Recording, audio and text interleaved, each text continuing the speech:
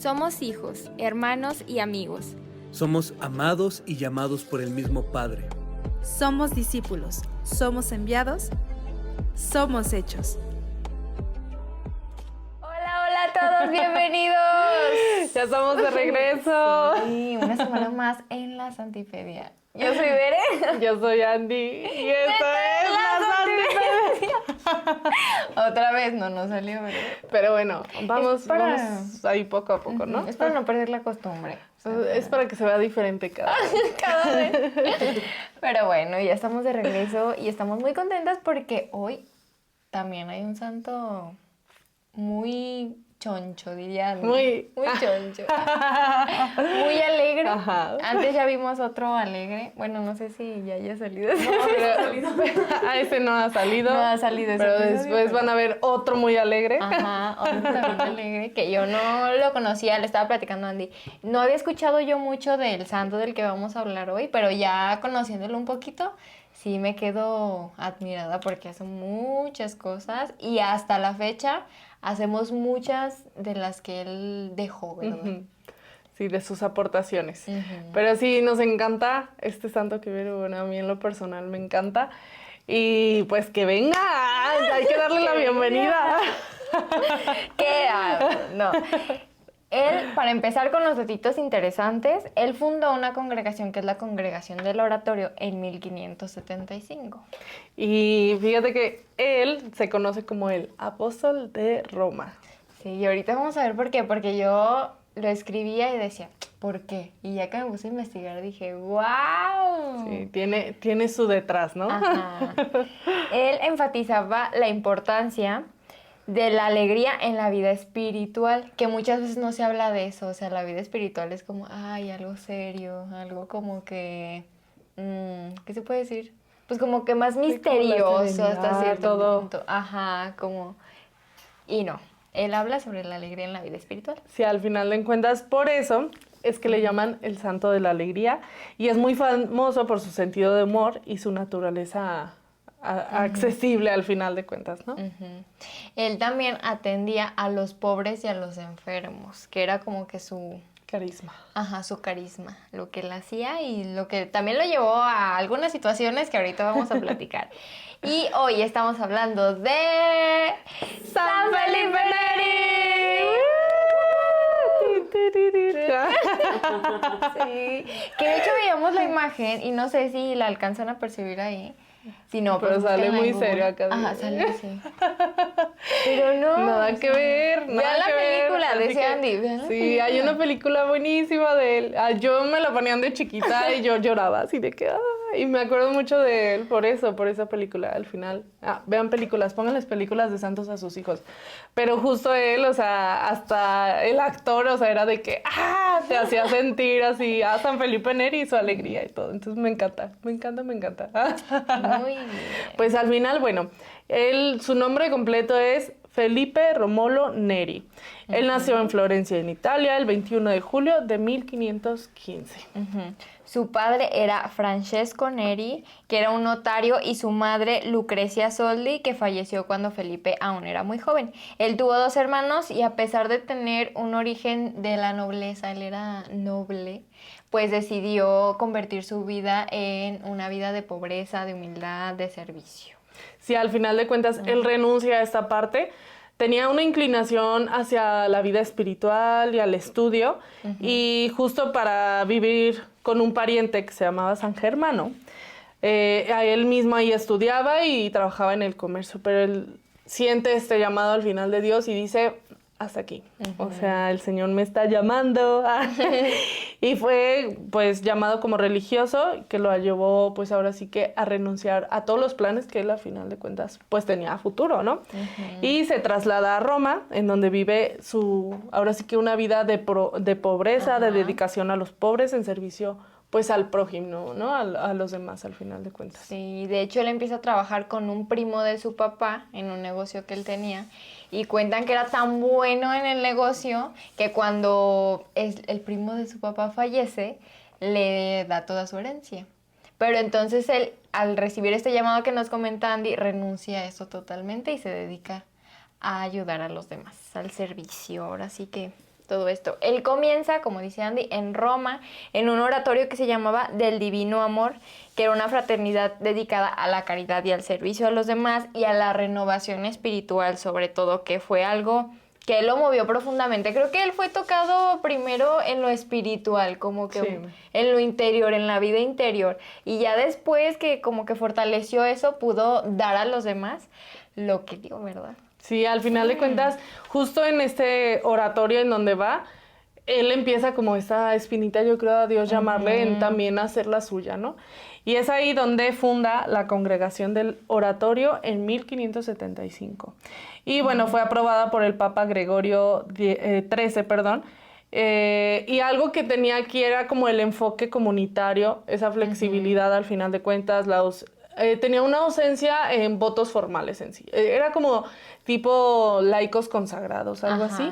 Entonces, pues bueno, al final ellos no tenían las restricciones que tenían en las órdenes religiosas. Sí, o más bien que se acostumbraban, Sí. porque antes pues había varias congregaciones y eran como un poquito más rígidos, y él viene a romper como esas, ese paradigma. como con esos estigmas que había de las congregaciones, y entonces lo empiezan a acusar de lo que se llama cisma, no sé si habían escuchado, que es esas congregaciones que no, o las personas que no reconocen al Papa y a las autoridades clericales como tal, entonces desobedecen a eso, y eso lo acusaban a él, o sea, porque él decía, chis, como que esto tan moderno, como que tan nuevo, como sin... Más bien no le encontraban un rumbo, no tan parecido a las congregaciones anteriores, y entonces lo acusaban de eso. Y entonces fue acusado por esto de cisma, y justo había un sacerdote que era quien lo señalaba más que todos, y que le ponía el dedo, y gracias a él también después tuvo un castigo, que ya no le permitían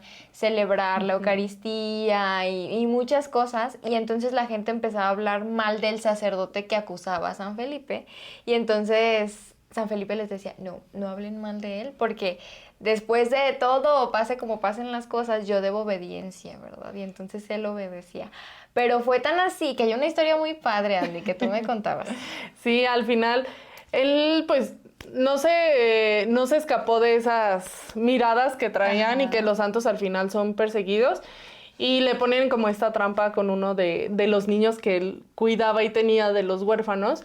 Y justo lo convencen y, padre, se está muriendo una señora, venga por favor, necesita la confesión. Y él pues deja todo, ¿no?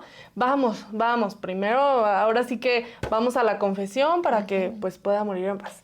Llega y le dice, vamos, acompáñame. No, yo no, me da miedo que ver a la gente pues muerta. Obviamente él se da cuenta, el niño pues no, porque ya tenían un plan. Porque claro, el plan era pues que lo vean con una mujer de la vida galante. Entonces, claro que ya lo habían visto antes y necesitaban pruebas, pero lo habían visto en plan de confesiones y así, ayudando pues a estas mujeres, ¿no? Y entonces estos que lo acusaban ya lo tenían miradito y dijimos, no, tenemos que agarrarlo, ponerle en una trampa y que haya algo más, ¿no? Que haya un poco más de acción y así a ver qué pasa, unas tentaciones. Y lo meten a una habitación, con ella él llega a ver dónde está la mujer enferma y que se está muriendo, que está agonizando, y pues no hay, encuentra a dos mujeres de la vida galante, pues obviamente tentándolo, y él como que la capta, porque aparte él tenía grandes dones, justo como estos dones de predecir lo que iba a pasar, de conocer los corazones de las personas y los pensamientos. Entonces, imagínense, con eso ya tenía, aparte del don de sanación y muchos dones que él tenía, pues justo este don, él dice, y entonces cuando llegan con los sacerdotes y el obispo y todos para agarrarlo en el momento y que dicen, aquí es el momento, ahora sí lo acusamos, pues están las dos mujeres llorando al lado de él y él predicándoles, y confesándolas y yo las perdono en el nombre. Y los otros así de... Entonces cuando entran obviamente fue como de, caray, ¿dónde quedó todo el momento y demás que lo queríamos agarrar? Pues no, o sea, él estaba haciendo lo que le tocaba y termina agarrando ese momento que iba a ser pues para acusación, pues para un bien y terminar evangelizando. Ajá. Entonces obviamente se dan cuenta y es como de, pues no, nada que ver, o sea, se van obviamente y pues no lo lograron, ¿verdad? Que obviamente, como dice Bere, después vienen estas partes en donde él, pues al final la obediencia y le quitan, pues ahora sí que el poder confesar, lo castigan de cierta manera. Y es ahí donde él dice, yo aguanto vara, es una prueba de Dios, yo aguanto. Y es ahí donde dicen, no, sí está con la iglesia, porque claro, pensaban que este tiene una secta, este quiere otra cosa, y no, terminan diciendo, va, sí, es aceptable y sigue con lo tuyo, ¿no? Entonces, por la obediencia. Hay que ya ser lo decimos, obedientes. sí, la Qué bueno, obediencia a la cuesta. iglesia, ¿no? Sí. Cuesta, pero hay que empezar a practicarla. Y fíjate que él tenía mucho esta parte de la humildad, porque justo también en sus confesiones, o sea, era algo que ponía a la gente a practicar. Y en una de las confesiones, hay esta parte en donde van las personas, se confiesan y a la hora de la penitencia, en alguna ocasión se dice que él les dijo, o sea, ok, tu penitencia es mendigar comida 3 días. Entonces era como súper duro y la gente como que, caray, y él era como, tienes que trabajar tu humildad de esta manera. Y entonces, pues era como muy Sí, como a lo que obligar a va. la Entonces, persona. claro que las personas ya no vuelvo a pecar. Después de esas penitencias, yo creo era como de cómo yo, que soy de la vida acá súper guau, que tengo riquezas y demás, ponerme a sobajarme, eso era como les pegaba. Entonces, claro que los ponía a ser humildes. Sí. Entonces, era alguien que pues tenía su metodología. Manera, ajá, su al manera. final Y de qué cuentas. padre, o sea, porque ahorita piensen ustedes, si les dieran una penitencia así, o sea, ¿qué harían? Yo pienso y digo, ay, tal vez sí hasta me iría a confesar con otro padre, como que este está medio chisqueado, ¿no? Ay. Pero no, o sea, realmente a la persona no se le olvidaba. Mínimo cuando Así es. andaba haciendo lo que no debía, ya se le venía a la mente y como que, Sí, ay, mejor no. Sí. Incluso en esta parte en donde con su confesor, pues él no quería ser sacerdote. Entonces él sí, estaba como en quería. esta vida como laico.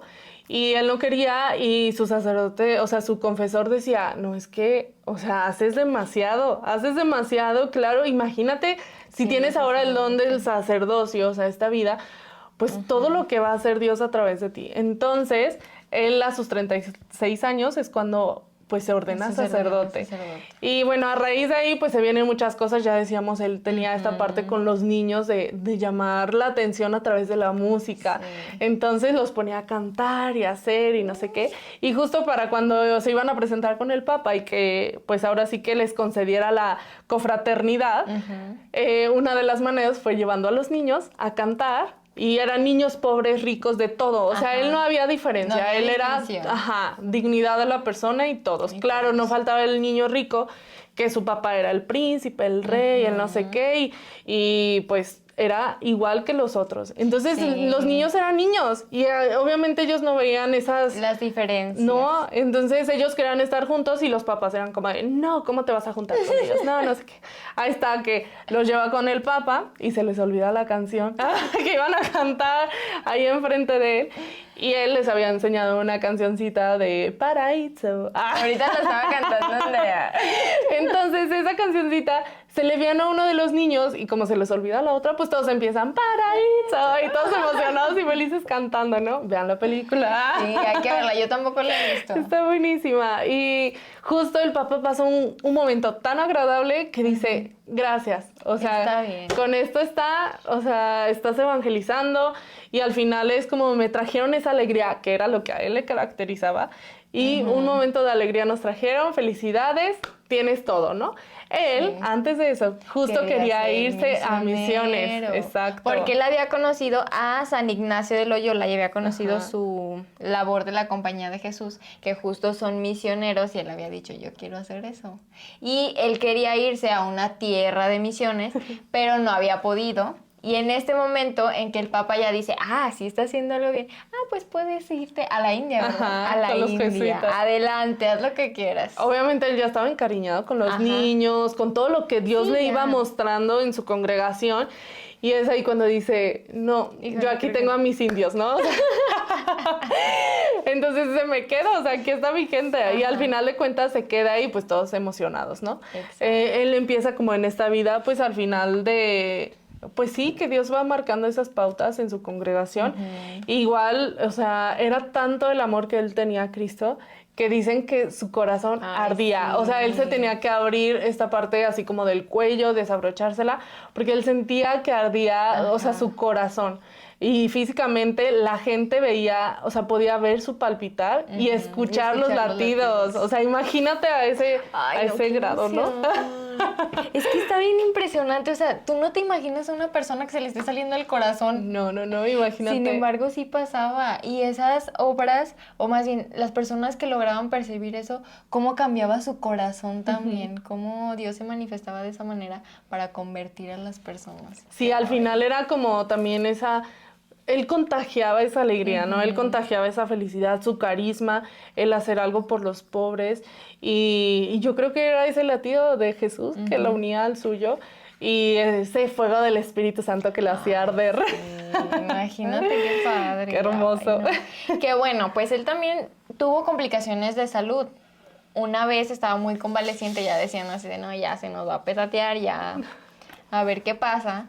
Y resulta que él estando enfermo, ya con el doctor que le estaba como auxiliando y todo esto, comienza a hacer los brazos así como hacia arriba en su camita y el doctor se acerca y dice, Chisque, y le dice, no, déjeme abrazar a mi madre.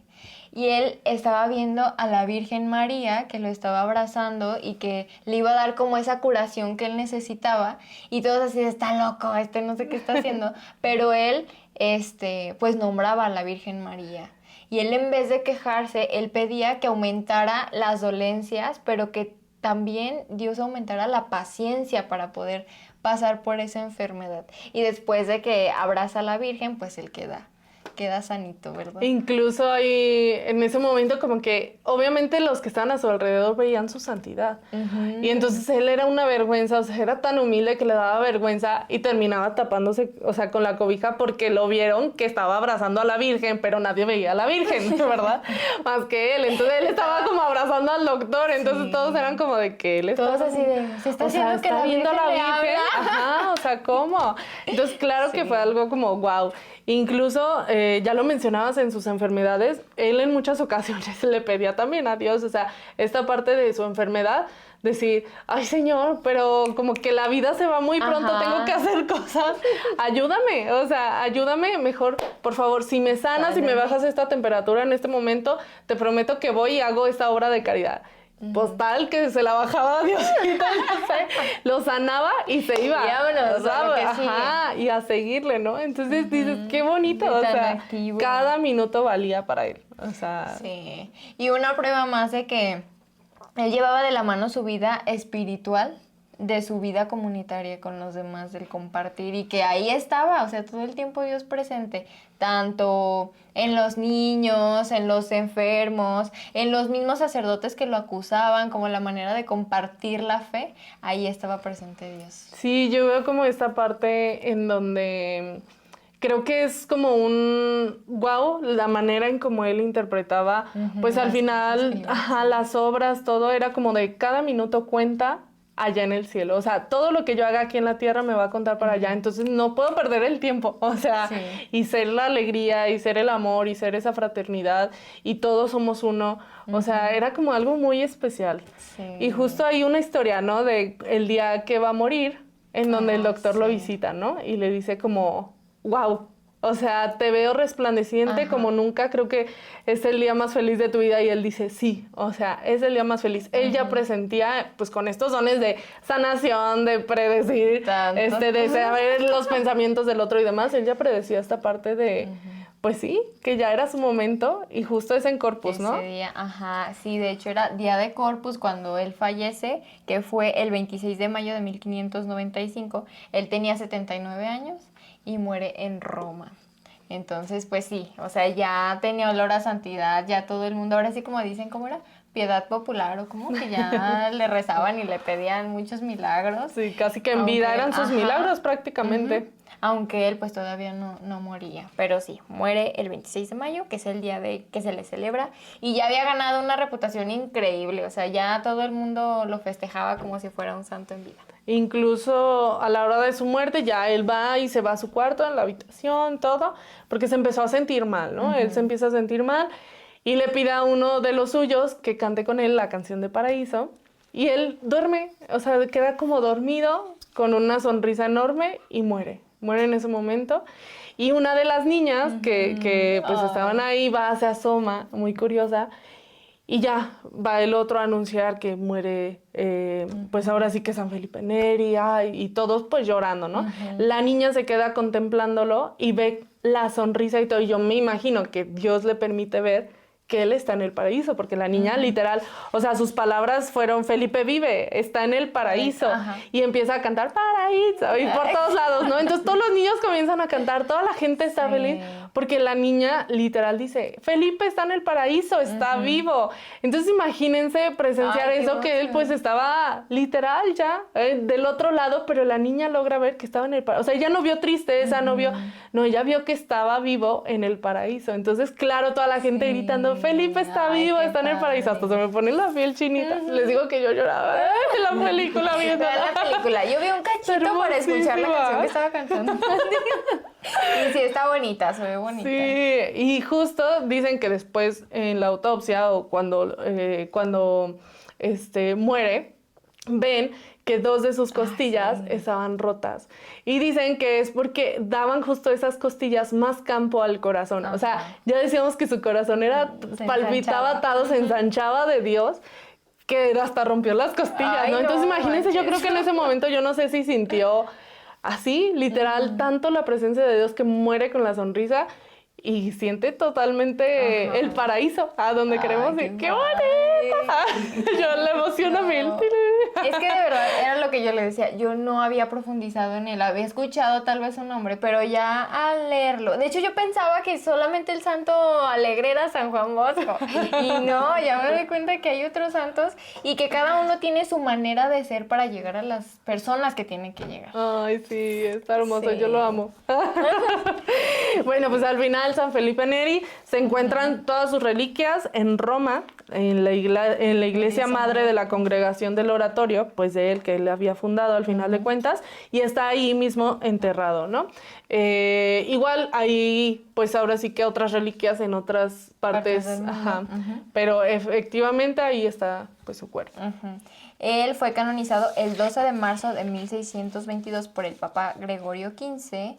Y otros santos notables, bueno, con los que estuvo, ya decíamos, San Ignacio de Loyola y también San Francisco Javier, fueron uno de sus compañeros ahí contemporáneos que estuvieron, ahora sigue compartiendo la grandeza de la obra de Dios en sus vidas. Sí, al final, bueno, muchos de sus milagros fueron igual en vida, ¿no? O sea, el conocer los corazones de los otros, sus pensamientos y demás, que eso los ayudaba a él a evangelizarlos y saber cómo Jesús pues al final iba tocando y le hacía el saber cómo para evangelizar y llevarlos, o sea, era una manera de atraerlos a Dios, ¿no? Y bueno, pues también en su tumba actualmente se conoce que toda la gente, muchos que van, pues van, la tocan y demás, y después se les conceden pues sus milagros, ¿no? O sea, hasta las fechas de hoy, pues el Señor sigue obrando a través de él. Y bueno, algunas de las aportaciones que hizo, ya decíamos, fundar la Congregación del Oratorio, que fue una manera diferente de evangelizar a partir de la alegría, del canto, de este dinamismo que él vivía. Esa era una, la otra era la renovación espiritual.